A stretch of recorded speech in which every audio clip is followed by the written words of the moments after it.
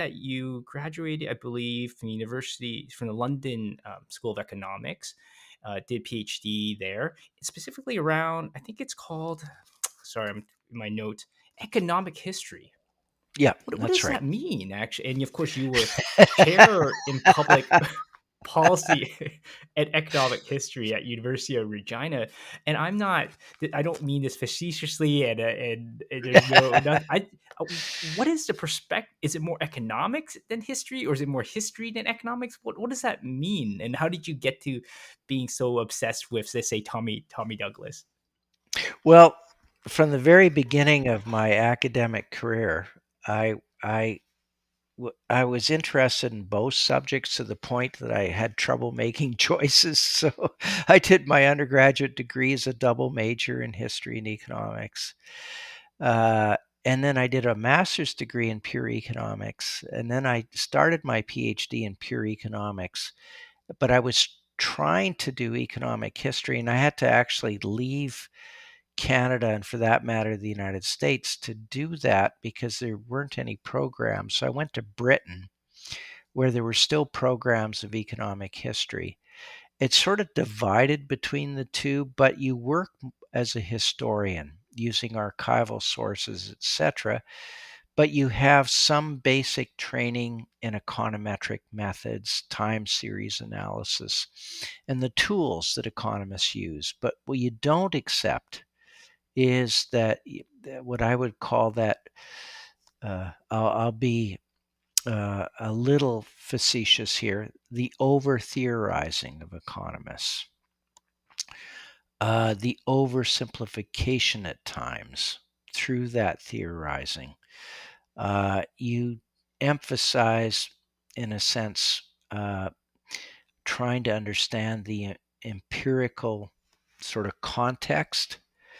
And when you do statistical analysis, you're not imposing a grandiose theory so much as trying to find out what some of the sort of causal factors are to the greatest extent possible, understanding the limitations of these tools. So I was very interested in doing that, and I wasn't sure if I would ever get a job doing that because there's not a lot of demand in either the U.S. and Canada for economic history, and in fact, I found that there was very little demand in Canada for it, but there was a university in the United States, Johns Hopkins University.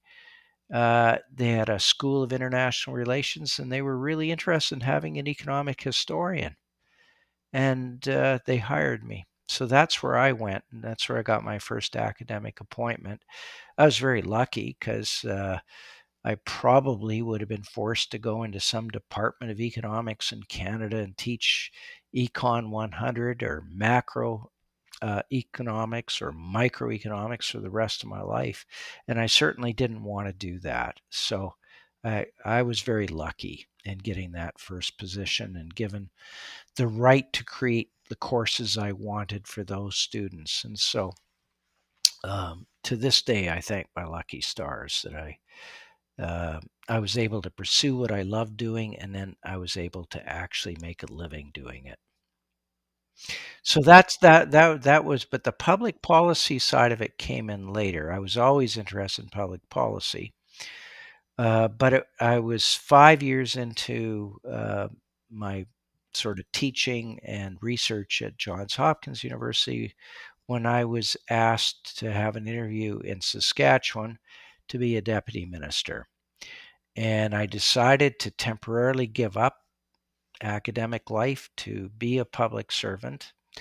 Uh, and then I was going to go back to Johns Hopkins University. But what happened was that shortly after working for 2 years as Deputy Minister of Intergovernmental Affairs in Saskatchewan, I was asked to be Cabinet Secretary and Deputy Minister to the Premier and head of the Public Service.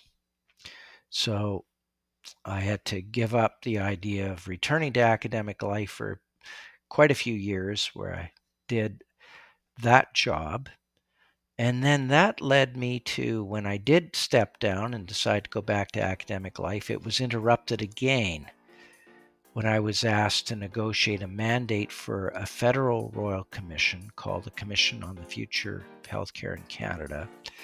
And then I ended up becoming the executive director, and for 2 years worked on a royal commission. It was only after that that I was able to go back to university life.